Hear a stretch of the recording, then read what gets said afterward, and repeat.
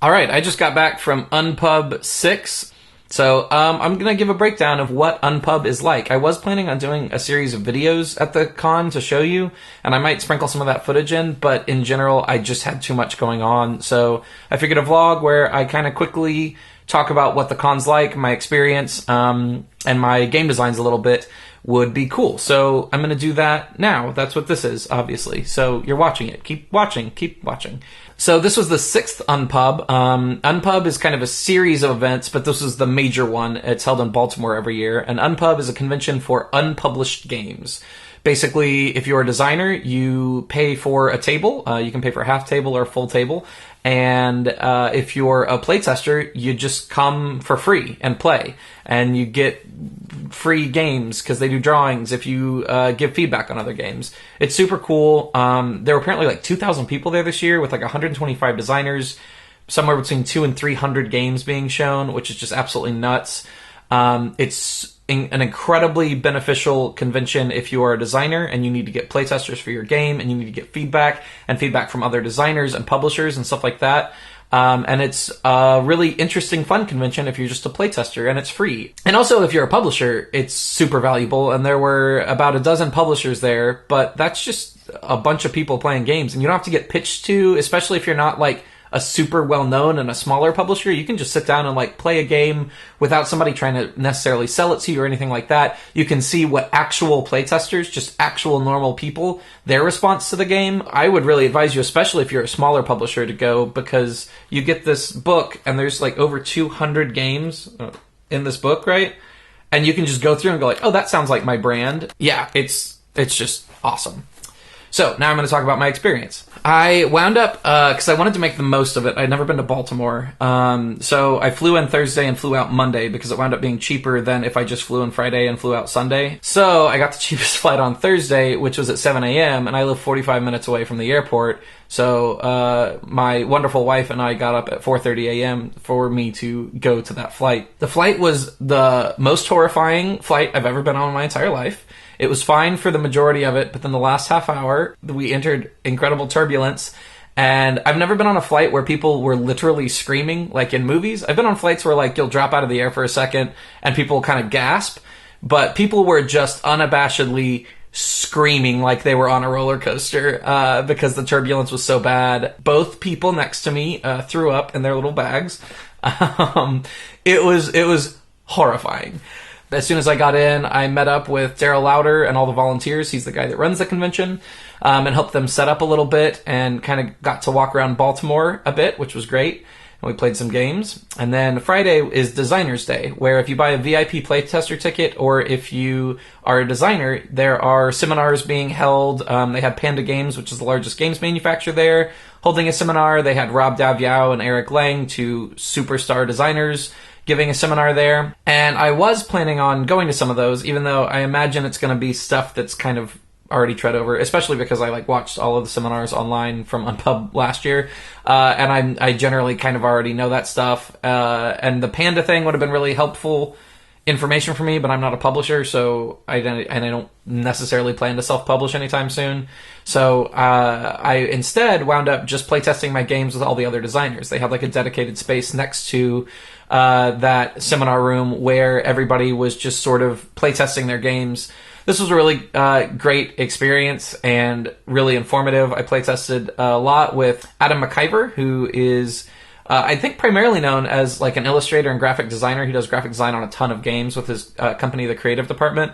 But he's also a game designer. He designed Coinage, and he has a couple other in the pipeline. Alex Kevern, who is honestly one of my favorite designers, even though he only has a couple of games out. But I've played a couple of his other ones that are in the pipeline, and they're so good. He designed Gold West and Dashu, which is only available overseas. And they're so simple. They're just light Euros. They're all so elegant. They all like immediately make sense to me. And I really do think that in the next couple of years, he's going to be one of the standout North American Euro game designers.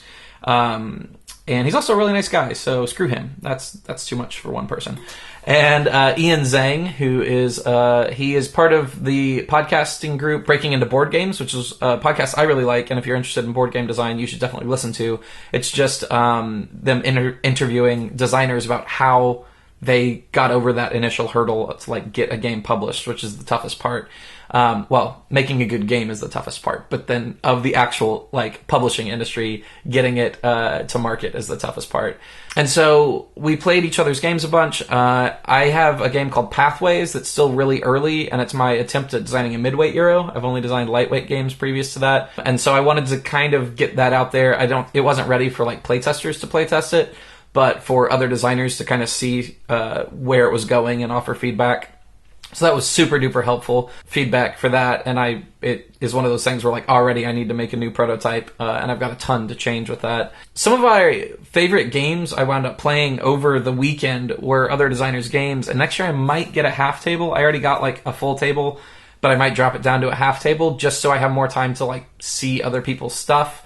Alex Cavern had a game called Pleasantville that was so good. It was like a dice puzzle game almost, where you've got these cards and they will tell you how to score. So you've got rows of dice, and then you put a card, you like draft a card from a central pool, and you put that in between two dice, and it'll tell you what it wants to score. So like these two dice need to be equal, and if they are, you score 4 points, or the one on the right needs to be higher than the one on the left, or the sum of them together needs to be 8, or whatever. But then they're also in the corner of the cards either a plus, minus, or an equal sign, which means rotate that die up, down, or leave it the same. So it's this puzzle where it's like, okay, these two need to be equal, and I'm going to rotate this one down, but then I need to get another card to put on the other side of this one that rotates it back up so that they remain equal. There's also a like area control thing, and oh man, it's so smart and just so... Oh, it's so good. I can't wait for it to get published. I also did Inquisition, which was by Ian Zhang, and it's a cool, like, it uses the Hanabi, I don't know what's on my card back, but everyone else does, mechanic. But it's kind of like a spy game where you're trying to like find all the rebels, I forget what they're called in the game, but like suss out all the bad cards, and you can use the front of your cards and you flip them and rotate them and can ask yes or no questions to anyone else. It's a really simple but really nice application of that. I played Ex Libris, which is by Adam McIver. This game was great as well. So it's like a worker placement game, but the worker spots build and change each turn, and you're trying to build and organize the best library of like fantasy books. Like it's kind of like Harry Potter style books or whatever, monster manuals and potion books. But you score extra points for having the long rows that are in alphabetical order, which is great. Like the cards have like, this is like A-M through A-W. And if you can get them in alphabetical order by arranging them, you get more points, which I really loved. It was a nice little puzzle. And also you get more points if your shelf is stable. So like if it's like a perfect 4x4 square instead of, like one row of like 8 and one row of 2. And then there are books that you want and books that you don't want. And oh man, it's really good. It's really simple. It's really great. And Adam McIver, I always get frustrated when I look at his prototypes because honestly, they could be finished games on shelves because he's a professional graphic designer for board games and illustrator. So his just like kind of thrown together prototypes look better than half the games that you buy in the store. So that's always frustrating where it's like, but my prototype looks like garbage. Yeah, those were some of my favorite ones. I have another one. Oh, I played a game. We just randomly sat down to a game because it looked interesting, and I think it was by she was like 19. It was like a girl in college, and she was pretty meek and shy, but she had designed a game called Nyctophobia, I think, which is the fear of darkness. I hope I'm saying that right, because if not, I might be saying a weird, gross thing oops. But it was a game where one person is sighted, but everyone else is blind. They have blackout goggles, and she designed it because one of her family friends is blind, and they play board games with him, and they always have to adapt the board game for him. And she was like, well, what if we had to adapt the other way? And so it's a game where you're like running from a killer and you're trying to find your car and get your cell phone and whatever. But you're totally blind, so you can only feel, and you have these set motions. And it was still pretty early in the design, and it design-wise still had some issues, but it was a really cool idea and really awesome thing for a game to be. And it also had tons of potential. Like, it had issues, but it wasn't like, this is not a good game. It was like, this is good. Here's how it could be better. And that's kind of what UnPub's all about. Like, it's just so cool. I'm like, I would never have gotten to play that game. It probably won't ever make it to market because I imagine it would be very expensive to produce. But yeah, it was really, really, really cool. As for my games that I playtested, I said Pathways. I playtested that twice and got the info I needed to know to like rip it apart and kind of go back over it. It was way earlier than I would normally. My normal thing is I solo playtest a whole bunch until I get it to a point where it's at least kind of fun, and then I start getting other playtesters involved, just because I'm not at a point yet where I can have people play bad games that aren't done over and over and over and still want to be playing those games. So I'm still building that goodwill with my playtesters. So that was really good information, and I know where I'm going with Pathways now. I tested Tomb Team a lot, which is my new kind of social, really light drafting game. It's sort of like a pub game. It's my answer to when people go like, oh, my friends want to play Cards Against Humanity, but I don't like Cards Against Humanity. What can we play? It's that like one half a step up game for super light gateway game, a pub game, and I want it to be able to fit big groups of like 10 or 12 people, but still feel like a game, because there really aren't many of those that don't have a huge amount of downtime.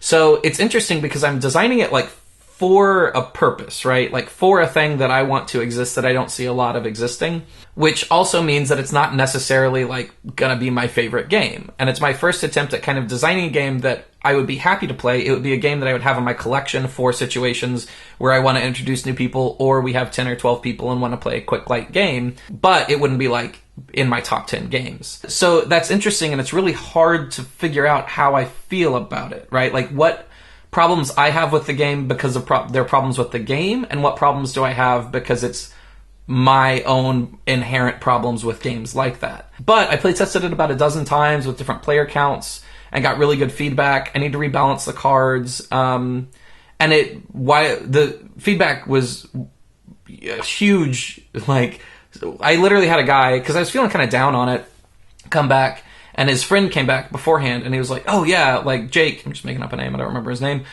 Jake said like Tomb Team was like his favorite game of the day. And I was like, oh, and I kind of jokingly was like, oh, I'm sorry, he must have played a lot of bad games. And then I remembered that he also played Darwinauts, which was formerly Galapagos Expeditions, which is my other game that I like a whole lot. And I had remembered that he had also played my game. And I was like, oh, he liked it more than Darwinauts? And he was like, yeah, he said he loved it. And then he came and he was talking about how just perfect it would be for his play group.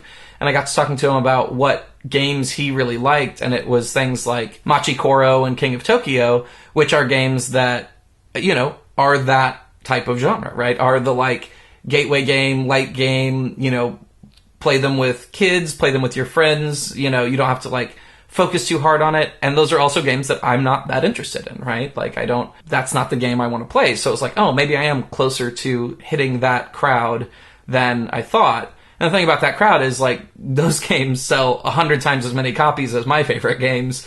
So I guess it's not a bad crowd to be pleasing. And then Darwinauts, which, if you followed me at all, was Galapagos Expeditions for a long time. I've been showing it around for a while. I signed it with Action Phase Games, who did Kodama the Tree Spirits and Heroes Wanted after BGG-Con of last year. So we've been quickly working on developing that. We're getting artwork done, and it's hopefully going to come out right after Gen Con this year. We're still not solid on that, but be on Kickstarter and come out early 2017. So I'm really fond of this game, and I had this issue with the ending, where the ending worked, but it wasn't elegant and simple the way the rest of the game is. The goal of UnPub was to figure out a new ending, and I think I did that, and people seemed to pretty unanimously enjoy it. People seemed to really like the game. I had people come back and play it again, just because they liked it so much. It was also a weird thing, because I'm not in publisher mode, I'm not in selling my game to people mode, right? I'm just in like making a good game mode, and that game's already signed, so I wasn't even in like pitching it to publishers. And a lot of people are like, when like, how can I buy it? And I was like, oh, weird. I guess we're doing a Kickstarter, blah, blah. And they're like, do you have like a mailing list of everybody? Like, I'll give you my information. I was like, oh, I haven't thought about that. I guess I should be thinking about that. That was pretty cool to have people like play a game and then excited about it enough that they're like eager to want to buy it. And that was really cool. What else? The con was just so great, and I'm just constantly floored by how kind and how helpful and how interesting everyone in this community is. I just met a bunch of great people. I got to see a bunch of my friends that I only get to see a couple times a year at cons.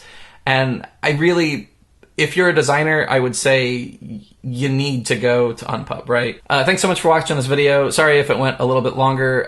Let me know in the comments if you want more of this kind of stuff, what sort of videos you might want, and I'll see if I can do them.